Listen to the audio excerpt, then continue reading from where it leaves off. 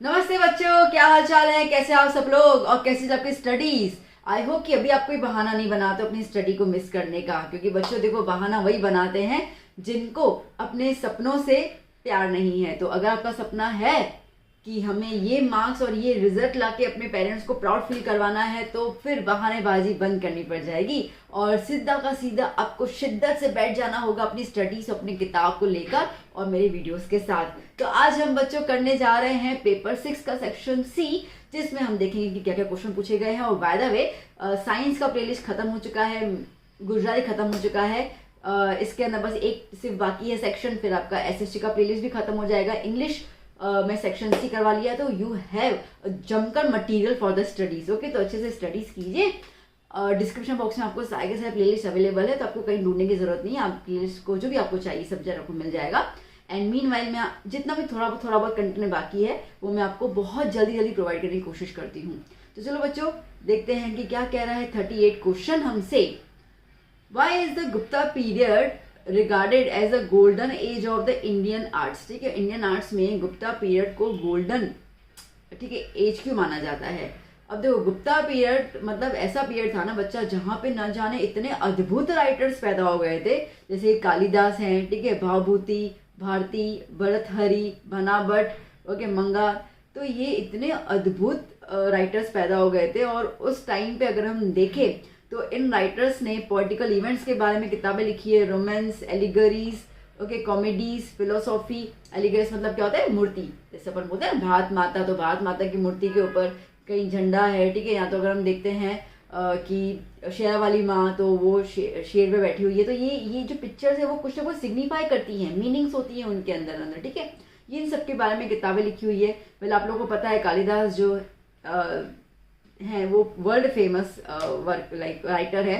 उनकी किताबें जैसे है कुमार संभव, ओके, रघुवंशम, मेघदूत, अभिज्ञान, शकुंतलम, ऋतु संभार, ये बहुत ज़्यादा रिनोड किताबें हैं, बहुत ज़्यादा फेमस किताबें हैं, जहाँ पे उनकी पोइट्री और ड्रामेटिक स्टाइल की चर्चाएं हर जगह पे होती हैं। दूसरे राइटर बनावट, ठीक है, उन्होंने कादम्बरी लिखी थी और हर्ष चरित्र मतलब कि जो उस टाइम पे गुप्ता पीरियड में जो हर्ष राजा था उनकी पूरी बायोग्राफी लिखी थी। मोरोवर बाबूती उत्तर रामचरित्र, ठीक है, किसका है उत्तर रामचरित्र, बाबूती का है, याद करना, ठीक है। भारवी सॉरी हाँ किराटी जुनियम, देन विशाखा दत्तास, मुद्रा रक्षा, ठीक है, सुद्राकाश, मिर्च ओके सॉरी मिर्च कार्तिकम, डांडीस का दशकुमार चरिता। ये बहुत सारी किताबें संस्कृत के अंदर भी लिखी गई थी। मेरी संस्कृत उस टाइम पे काफ़ी मेन इंपॉर्टेंट लैंग्वेज हुआ करता था, इसकी वजह से गुप्ता पीरियड को गोल्डन पीरियड माना जाता है। ठीक है बच्चों, चलिए next question. Explain the town planning in the Asian India. ठीक है, कैसा था, देखो इंडिया जो है वो ऑलरेडी बहुत ज़्यादा एक्सपर्ट था सिंस एशियन टाइम, ठीक है। टाउन प्लानिंग के अंदर बहुत सारे टाउन्स फाउंड किए गए हैं, ढूंढे गए हैं बाय द आर्कियोलॉजिस्ट। और उनमें ये देखने को आया है कि जो टाउन्स है वो 3 सेक्शन में डिवाइड है। सबसे पहले हम बात करते हैं यहाँ पे फोर्ट्स ऑफ रूलर्स, ठीक है, किला जहाँ पे राजा रहते हैं, इसको हम कहते हैं सिटाडेल, ठीक है। फिर आता है हाउस ऑफ एडमिनिस्ट्रेटिव ऑफिसर्स, जिसमें अब बात करेंगे हम उनके मंत्री वगैरह जो थे उनके आते हैं, जो अपर स्टोरेज पार्ट में रहते थे of the town. They are elevated, ठीक है, इस तरीके से पूरा एलिवेशन था उनके घरों का। डबल स्टोरेज उनके घर थे, जहाँ पे 2 से 5 रूम, डिपेंड करता है उनके क्या पोजीशन थी उस समय उनके उनको रूम थे। रेसिडेंस ऑफ कॉमन पीपल जो है वो lower part of the town में सिचुएटेड है, जिनके घर सिंगल स्टोरेज थे, ठीक है, और पूरे के पूरे हैंडमेड ब्रिक से बने हुए थे। रोड्स जो थे टाउन के बहुत ज़्यादा स्ट्रेट थे, लॉन्ग थे, और वो एक दूसरे को 90 डिग्री एंगल्स पे इंटरसेक्ट भी करते थे। People of Indus valley civilisation, ठीक है, उन्होंने ऐसे न जाने कितने सिस्टमेटिक तरीके से टाउन्स बनाए हैं due compare to the other civilisation. Obviously India एक देश तो ही था, ठीक है, बहुत देश उस टाइम पे थे, बहुत सारी सिविलाइजेशन उस टाइम पर रहती थी, पर उन सब के मुकाबले अगर हम देखें तो आर्किटेक्चरल पॉइंट ऑफ व्यू से इंडस वैली सिविलाइजेशन सबसे ज़्यादा पुरानी मानी जाती है, सिस्टमेटिक मानी जाती है और बहुत ज़्यादा अद्भुत मानी जाती है आर्कियोलॉजिस्ट के नज़रिए से। आइए अब देखो मैंने आपको पिक्चर देके रखा है ताकि आप थोड़ा सा आइडिया लगा पाओ। अब देखो ये सब तो ना रिमेन्स होते हैं ना, मतलब क्या होता है कि भाई इतने ज़्यादा तो अभी वैसे बना हुआ नहीं है, ठीक है, थोड़ी टूटी फूटी चीज़ें हैं। तो आप देख सकते हो जो ऊपर वाला है ना पूरा ये वाला, ठीक है, तो इसको हम क्या कह रहे हैं, सिटाडेल, ठीक है। फिर बीच वाला आएगा जहाँ पे एडमिनिस्ट्रेटर्स, और ये जो नीचे वाला हिस्सा है वहाँ पे लोअर टाउन, कॉमन पीपल। तो ऐसे करके इस तरीके से 3 सेक्शंस में ये टाउन प्लानिंग करते थे, ठीक है बच्चा। चलिए next question, explain the information about Vallabhi university. Vallabhi university के बारे में हमें तो बताना है। देखो वल्लभी यूनिवर्सिटी जो है वो which is presently known as the Vallabhipur.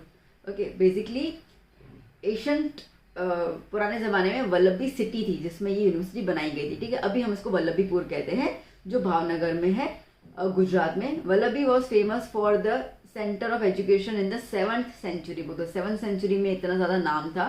Basically जो रूलर एंड जो पीपल थे वंश डायनेस्टी के, ठीक है, उन्होंने मिलकर वल्लभी बनाई थी, जो एक बेसिकली बहुत बड़ा ना सेंटर हब बन गया था एजुकेशन का। नालंदा का नाम आपने सुना ही होगा, ठीक है, तो नालंदा के कंपैरिजन में ही था ये पूरा। It was a world renowned university, ठीक है, जहाँ पे आर्ट्स और साइंस का नॉलेज भरपूर दिया जाता था, मतलब बच्चे इसके लिए वहाँ पे स्टडी करने आते थे। Vallabhi was the centre of the Hinayana cult of the Buddhist religion, ठीक है। अब बेसिकली क्या हुआ था ना कि वल्लभी जब बना था यूनिवर्सिटी, तो अट्रैक्शन तो देखो जैसे आजकल हम मार्केटिंग की बात करते हैं, उस टाइम पे भी तो रहती थी मार्केटिंग की, भाई हमारी यूनिवर्सिटी में लोग पढ़ने आए। तो उन्होंने क्या किया था, उन्होंने बुद्धा, ठीक है, बुद्धा कल्चर, बुद्धिस्ट रिलीजन को मानने वाला एक पूरा जाति था, प्रजाति था, इसको हम कहते हैं हिनाया कल्ट, ठीक है। उनके लिए बेसिकली एक इतना ज़्यादा उन्होंने अरेंजमेंट किया था कि वो वहाँ पे भी वहीं रह सकते हैं, अपना मेडिटेशन कर सकते हैं, अपनी स्टडी कर सकते हैं, जिसकी वजह से, ठीक है, बुद्धिस्ट कल्चर को अपनाने की वजह से इनका बहुत ज़्यादा नाम हो गया था। बुद्धिस्ट स्कॉलर जैसे कि Shrimati, okay, and Gunamati, they were the most amount renowned and the leading principal Vallabh university in the middle of 7th century. The Brahman students अलग अलग जगहों से ना, गंगा यमुना ये सब पार करके यहाँ पे आते थे स्टडी करने के लिए। चाइनीज ट्रैवलर हे सेंट नोटेड दैट वल्लभी कम्पीटेड, ठीक है, वल्लभी जिसमें मैंने कहा ना, वल्लभी जो है वो उस टाइम की नालंदा यूनिवर्सिटी से कम्पीट करती थी। वल्लभी वॉज अ कैपिटल भी था और एक इंटरनेशनल पोर्ट भी था 480 AD से लेकर 775 AD तक। जो रूलर्स थे वल्लभी के वो बिलोंग करते थे मैत्रक डायनेस्टी से।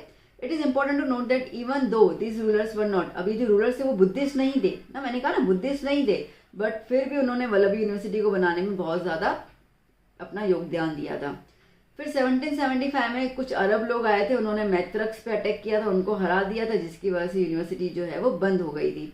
यूनिवर्सिटी का एक ट्रेडिशन था और ये था कि जो भी स्कॉलर्स, जो भी बच्चे यहाँ से पढ़ के निकलेंगे और जिनको राजाओं के दरबार में काम करने को मिलेगा, उन स्कॉलर्स का नाम जो था उनके दीवार पे, उनकी यूनिवर्सिटी गेट पे लिखा जाता था। नहीं, इसको हम कहते हैं ना wall of gate, sorry fame of gate बोलते हैं ना, या वॉल ऑफ फेम कहते हैं, ऐसे कुछ आते हैं।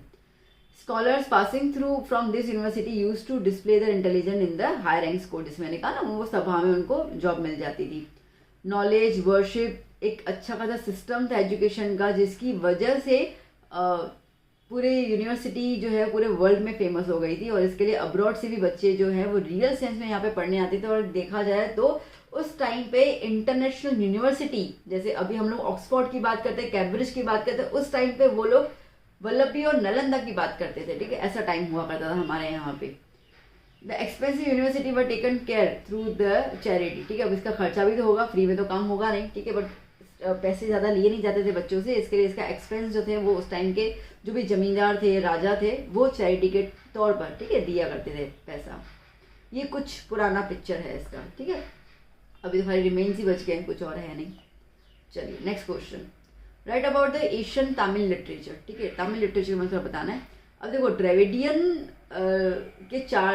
कम्युनिटी के 4 लैंग्वेजेस होते हैं, तमिल, तेलुगु, कन्नड़ और मलयालम, ठीक है। और बेसिकली उन्होंने यही लिटरेचर, इन्हीं बेसिकली लैंग्वेजेस में अपना स्क्रिप्ट भी लिखा है और लिटरेचर भी लिखा है। आउट ऑफ दीज 4 तमिल सबसे पुरानी है और बेसिक देखा जाए तो वो क्रिश्चियन एरा से ही बिलोंग करती है। तमिल ट्रेडिशन के अकॉर्डिंग जो सेजेस, साधु संत जो थे, पोइट्स थे ऑफ 3 लिटरली फील्ड्स से 3 Sangams use to gather and decide their compositions, ठीक है। Their work contain themes like, अब उनके काम में क्या, पॉलिटिक्स, वॉर, लव सब आता था, ठीक है। As a result the early classical Tamil literature is a group of 3 type of work, ठीक है। पहले जो है वो तमिल लिटरेचर में 3 काम हुए करते थे, मतलब कि 3 तरीके से तमिल लिटरेचर को लिखा जाता था। एक है कंपोजिशन ऑफ 8 पोएम्स, 8 पोएम्स का पूरा झुंड करना, ओके, उत्थोकोई। फिर आता है ग्रामर, इसको हम कहते हैं टोकापियम।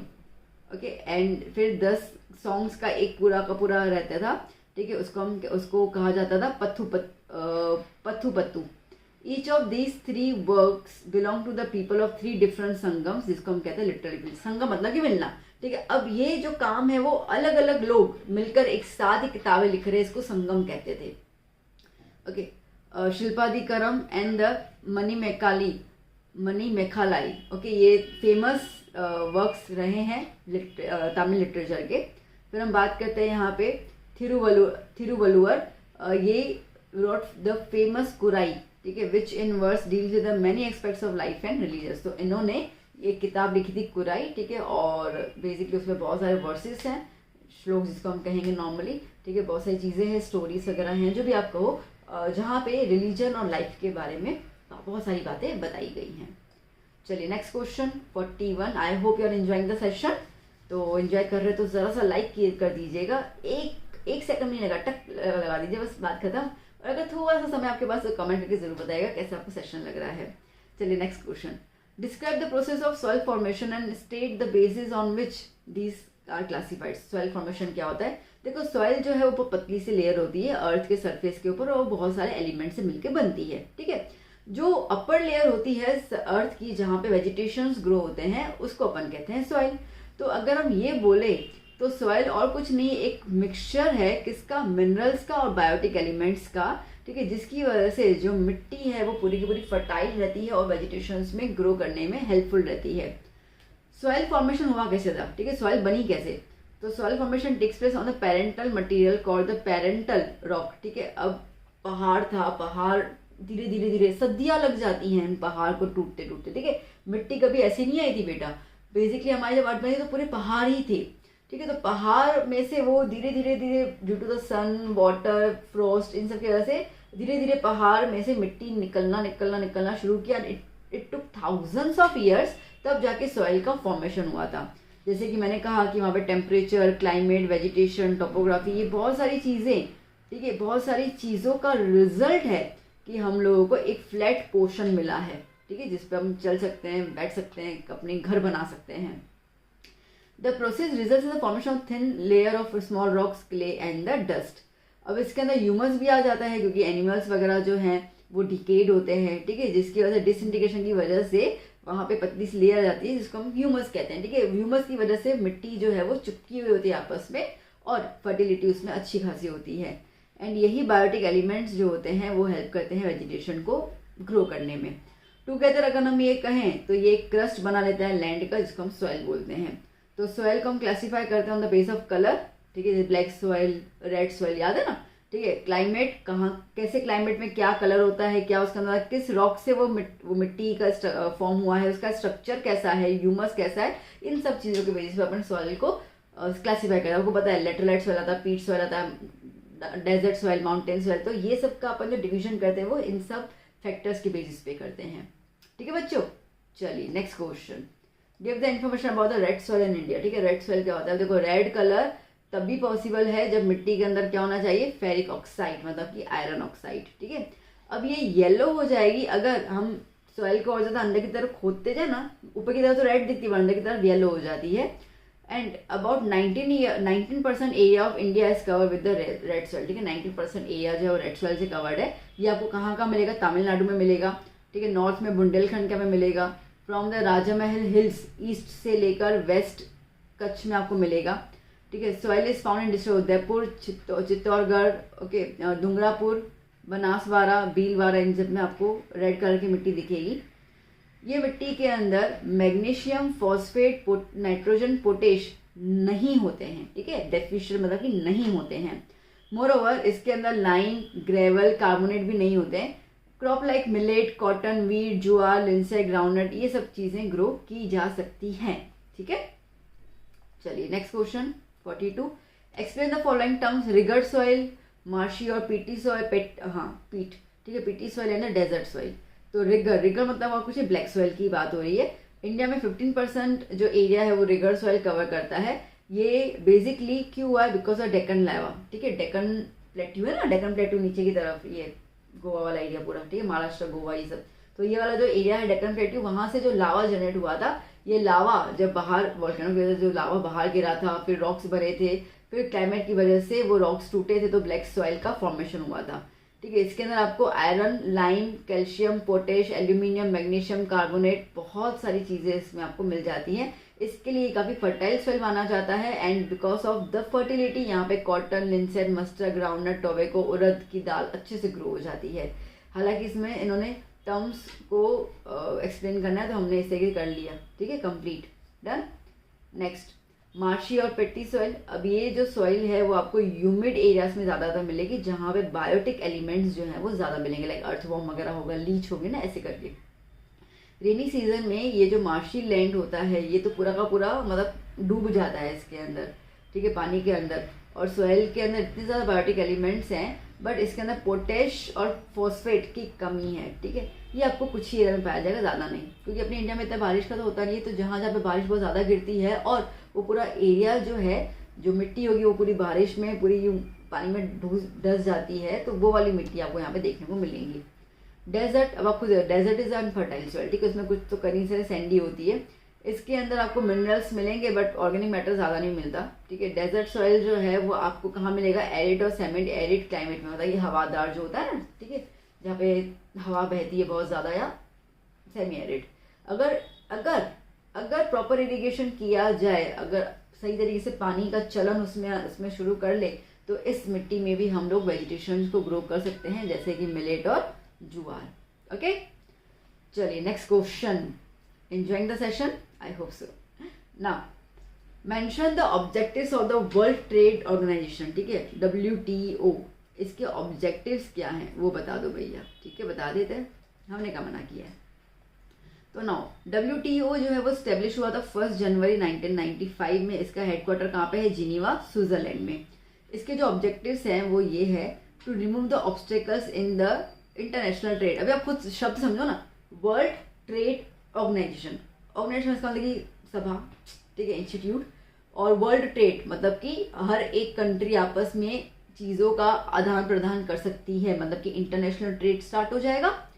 ठीक है, अब to overcome the protection given to domestic industry to facilitate global trade. अब उसमें क्या है ना कि जो डोमेस्टिक इंडस्ट्रीज है, मतलब कि एक कंट्री में जो इंडस्ट्रीज रहती हैं, ठीक है, उनको एक स्कोप मिल जाएगा, एक अपॉर्चुनिटी मिल जाएगी, वो अपने प्रोडक्ट को बाहर भी बेच सकते हैं, ग्लोबली भी इसको कर सकते हैं, जिसकी वजह से, ठीक है, तो coordinate the trade domestic policy with the world trade policies. ठीक है, डोमेस्टिक ट्रेड की पॉलिसी अलग होती है, वर्ल्ड की अलग होती है, तो ऐसा करने का कि दोनों आपस में कोऑर्डिनेट कर पाए एंड उन लोगों को भी बाहर मौका मिल जाए काम करने का और अपने चीज़ों को स्प्रेड करने का।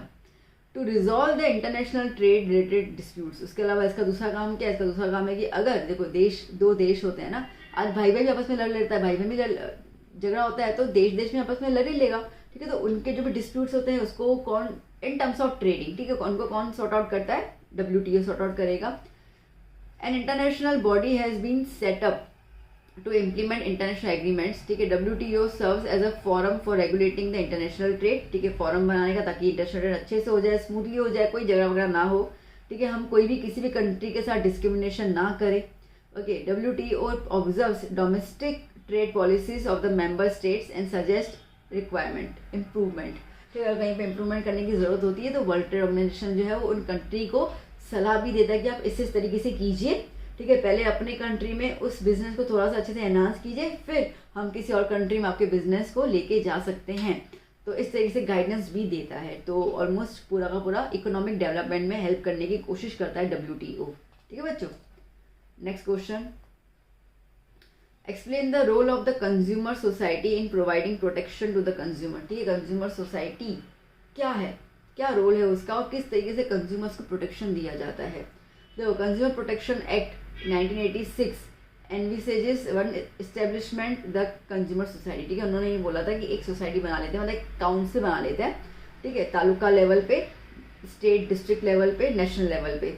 ये नॉन पॉलिटिकल होंगी। ठीक है, इसमें पॉलिटिक्स का कुछ भी हाथ नहीं होगा। नॉन प्रॉफिट ऑर्गेनाइजेशंस होंगी, जिसको काम करना हो वॉलंटियर के काम कर सकते हैं। ठीक है, और कंज्यूमर्स खुद अगर इसको आगे लेके जाना चाहते हैं तो खुद इनिशिएट कर सकते हैं इसको लेकर। They serve as a watch dog and protect consumers from the unfair trade practices. ठीक है, ये कैसे काम करेंगे, एज अ वॉच डॉग। ठीक है, बोलते हैं ना be aware of the dog, ठीक है, किसी को होता है तो कुत्ता क्या होता है, वो जो डॉग होता है वो घर के वहाँ बैठा होता है और देखता है, ठीक है, कि कोई और इंसान तो मेरे घर पे नहीं आ जा रहा है, तो उसको वॉच डॉग कहते हैं। तो वो ऐसे लोग जो है वो सब पे नज़र रखेंगे और देखा जाएगा कि कोई कंज्यूमर के साथ कुछ भी अनफेयर प्रैक्टिसेस नहीं हो रही हैं, जिसकी वजह से ओके दे अंडरटेक, यहाँ तक कि वो कई बार सेमिनार्स भी कर लेते हैं जहाँ पे कंज्यूमर्स को एडुकेट करते हैं, उनको अवेयर करते हैं। कई बार वो गवर्नमेंट को भी सजेशन देते हैं इन फ्रेमिंग टू पॉलिसीज, वे आप ऐसी कुछ पॉलिसीज बना लीजिए जिसकी वजह से कंज्यूमर को पता चले, ठीक है, कि उनके साथ गलत हो रहा है या जो कंपनीज गलत कर रही है उनके लिए कोई स्ट्रिक्ट एक्शन लिया जाना चाहिए एज अ लीगल प्रोविजंस, ठीक है। दे पब्लिश periodicals लाइक ग्राहक सुरक्षा, इनसाइट्स, द कंज्यूमर, ग्राहक मंच, ऐसे कुछ प्रोग्राम क्रिएट करते रहते हैं, ऐसे कुछ आर्टिकल्स भी छपते रहते हैं, ठीक है, जहाँ पे कंज्यूमर्स को अवेयर किया जाए। They help consumers in filing the complaints, ठीक है, कंज्यूमर्स कैसे कंप्लेंट फाइल कर सकता है उसके अगेंस्ट जो भी उनसे प्रॉब्लम हुई होगी, ठीक है, उसको लेकर। उसके बाद अगर हम बात करते हैं यहाँ पे, they serve as a check on the unfair trade practices, अगर उनके साथ कुछ भी अनफेयर होता है तो वहाँ पे एक्शन उठाते हैं। And discourage the traders to indulge in this practices, ठीक है, और उनको लीगल नोटिस के हिसाब से वार्निंग दी जाती है कि आप इस तरीके से हरकत ना करें वरना पेनल्टीज का सामना करना पड़ेगा, ठीक है बच्चों। No next question 45, write the full form of the following logos. आपको सिर्फ फुल फॉर्म लिखना है इको का, इस ISO का और FPO का। देखो मैंने आपको पिक्चर भी दे दिया है क्योंकि कई बार पिक्चर बेस्ड क्वेश्चन आ जाते हैं तो आपको लगे आप प्लान भी हो जाएगा। तो ISO का क्या फुल फॉर्म है बेटा, international organisation for standardisation. Okay, फिर हम बात करते हैं FPO का ये वाला सिंबल है ना, और ये क्या होता है, फुल फॉर्म क्या होता है इसका, फ्रूट प्रोडक्ट्स ऑर्डर, ठीक है, ये बेसिकली फ्रूट्स के ऊपर रखा जाएगा इंडिया में जो भी फ्रूट्स बिकते हैं। अब इको का कोई फुल फॉर्म नहीं होता, इको का नॉर्मल है इको फ्रेंडली, ठीक है, मतलब कि वो सारी जो इको फ्रेंडली है, तो जो भी इको फ्रेंडली चीज़ें होती है उसको इको लगाया जाता है प्रोडक्ट्स के ऊपर, ठीक है, as a eco mark. Okay, ये जो है वो BIS ने इशू किया था उन प्रोडक्ट्स के लिए जो बेसिकली इको फ्रेंडली के कैटेगरी में शामिल होती हैं। Next, explain women welfare schemes of the government of India in the chronological order. अब क्या क्या है, देखो बेसिकली गवर्नमेंट ने बहुत सारी स्कीम्स बनाई है जहाँ पे औरतों का उद्धार हो पाए, ठीक है, और ये 1980 से इम्प्लीमेंट होना शुरू हो गया है, जिसके अंदर आता है setting up the separate department of women and child welfare इन 1985, ठीक है, 1985 में लिटरली बच्चों और महिलाओं के लिए एक अलग से ठीक है एक सेपरेट डिपार्टमेंट बनाया गया। फिर नेशनल कमीशन बनाई गई फॉर द वीमेन इन 1992। फिर हम बात करते हैं उसके अंदर, ठीक है, बेसिकली उसके अंदर 92 एंड 93 कॉन्स्टिट्यूशनल अमेंडमेंट्स, बुक में 73 और 74 है वो गलत है, ठीक है, प्रिंटिंग मिस्टेक है, 92 एंड 93 है, जो प्रोवाइड करती है कि औरतों को, ठीक है, 30% रिजर्वेशन, 33% रिजर्वेशन मिलना चाहिए in the local self government seats का। फिर आता है, हम बात करते हैं 2001 में enactment of the national policy on women empowerment बनाई गई, जहाँ पे, ठीक है, like capacity building, employment, income generation, welfare, support services, general equality, sanitation for the women, ठीक है, जैसे कि अगर कहीं पर औरतें काम करती है तो उनको सही तरीके का उनको वॉशरूम प्रोवाइड करना, ये सब चीज़ें जो है वो स्टार्ट की गई इन द 2001। फिर 2002 में तो हम लोग literally women empowerment year celebrate करना हमने स्टार्ट कर लिया था, एंड जहाँ पर, ठीक है, वो बता रहे तब ये आया था कि भाई जो फादर की प्रॉपर्टी होगी, ठीक है, उसके अंदर बेटी का भी उतना ही योगदान रहेगा जितना बेटे का होगा, ठीक है, मतलब 50-50% प्रॉपर्टी जाएगी इस तरीके से। स्टेब्लिशमेंट ऑफ फैमिली कोर्ट्स बनाए गए, वुमेन वेलफेयर सेंटर्स बनाए गए, डोमेस्टिक वायलेंस एक्ट 2005 में इनेक्ट किया गया, जहाँ पर औरतों के साथ कोई भी अत्याचार हो रहा है, मेंटल या फिजिकल टॉर्चर, तो उनके ऊपर स्ट्रिक्ट एक्शन लिया जाएगा डॉवरी के तौर पर, ठीक है, जो भी उनके साथ अत्याचार होता है। और यहाँ पे उन्होंने कर लिया चाइल्ड मैरिज को हटाने के लिए, उन्होंने बोल दिया कि अब औरतों की जो शादी की उम्र होगी वो 18 ईयर्स के बाद होगी, उसके पहले कोई भी लड़की की शादी नहीं कर सकता है। ये पुरानी बुक के हिसाब से, अगर हम अभी की बात करें ना राइट नाउ, तो 21 ईयर्स हो गई है, ठीक है, बट ये बुक में अभी तो कुछ एडिशन हुआ नहीं है। चलिए नेक्स्ट क्वेश्चन बच्चों, suggest the ways and means to establish gender equality. Gender equality को, जेंडर इक्वलिटी लाने के लिए क्या क्या तरीके हैं। तो Gujarat government has set women and child development department 2001, ठीक है, जहाँ पे उन्होंने एजुकेशनल एम्पावरमेंट देने की बात की है, वुमेन हेल्थ, वुमेन सेफ्टी, ठीक है, for lifting of the women poor and the common families. क्योंकि क्या औरतों का ये होता है ना, बाहर नहीं जाना है, खतरा रहता है, तो सेफ्टी वगैरह ज़रूरी है। इसके बाद देखना आप ना, जैसे शाम होती है ना, लाइक 6-7 बजे जब आती है, तो तब से जो है वो गाड़ियों की पेट्रोलिंग शुरू हो जाती है। गाड़ी या जो पेट्रोल मतलब कि दैट नॉट पेट्रोल, ठीक है, पेट्रोल होता है, ठीक है, वो जो है वो गाड़ियाँ घूमती है और देखती है कहीं पे कुछ गड़बड़ तो नहीं हो रही, तो पूरा देखती रहती है। पूरी रात जो है वो पुलिस जो है वो इस तरीके से पेट्रोलिंग करती हैं। अब इसके अंदर क्या है, intention of encouraging girls education, ठीक है। अब सेफ्टी होगी तो पेरेंट्स भेजेंगे लड़कियों को, तो उसके एजुकेशन को लेकर उसको लेकर school entrance ceremony, girl education, ये गुजरात में ऐसे फेस्टिवल स्टार्ट हुआ था। 35% women literacy rate of the families living below poverty line, ठीक है। अब जिसके अंदर विद्या लक्ष्मी बॉन्ड ये निकाला गया, जहाँ पे लड़कियों को एडमिशन दी जा रही है प्राइमरी और सेकेंडरी स्कूल में, ठीक है, जिसकी वजह से लाइक एटलीस्ट वुमेन इलिटरेट तो ना हो जाए। तो इस तरीके से 35% वुमेन के अंदर लिटरेसी लेवल बढ़ चुका है। सरस्वती साधना योजना, जिसके अंतर्गत 1,50,000 गर्ल्स को साइकिल दी गई फ्री ऑफ कॉस्ट। फिर बात करते हैं सबला योजना, जहाँ पे न्यूट्रिशन फूड प्रोवाइड किया जा रहा है लड़कियों को। मिशन मंगलम योजना, ठीक है, जहाँ पे इकोनॉमिक हेल्प मिल रहा है औरतों को। बेटी बचाओ, बेटी बढ़ाओ, बेटी पढ़ाओ, ये 3 स्लोगन के तौर पे वुमेन एम्पावरमेंट की बात की जा रही है। जो ट्राइबल SC ST वाली जो औरतें होती है, जो बहुत ट्राइब मतलब उस एरिया से थे, जिनको इतना ज़्यादा अपॉर्चुनिटी नहीं मिलती है, तो अगर वो प्रेग्नेंट होती है तो उनको मेडिसिन, लेबोरेटरी टेस्ट, ये सब फ्री ऑफ कॉस्ट दिया जाता है under the Chiranjeevi Yojana. E Mamta programme provides financial help and health services to the pregnant women. Pension provide की जा रही है टू द डेस्टिट्यूट मतलब कि जो बहुत ज़्यादा पुअर है ना, ओके, अतः पुअर, ठीक है, बहुत ज़्यादा पुअर खानदान से आती हैं, गरीब, विडोज जो विधवा होती है, लेबरर्स, ठीक है, उनको अंडर द राष्ट्रीय स्वावलंबन योजना, ठीक है, उनके अंदर उनको पेंशन दी जाती है। सो बच्चा, ये हो गया हमारा यहाँ पे सेक्शन C कंप्लीट, ठीक है बच्चों। तो आई होप यू एंजॉयड, आपको पूरा समझ में आया। अच्छे समझ के फिर इसको लर्न करना, तो जल्दी लर्न हो जाएगा। अब मिलेंगे हम लोग नेक्स्ट सेक्शन में, और वो सेक्शन करते ही आपका पूरा का पूरा SST का प्लेलिस्ट खत्म हो जाएगा। तो चलो बच्चों, मिलते हैं हम लोग नेक्स्ट क्लास में। तब तक अच्छे से स्टडी कीजिए, keep study, keep hard working, do share my videos with your friends. Bye bye, take care.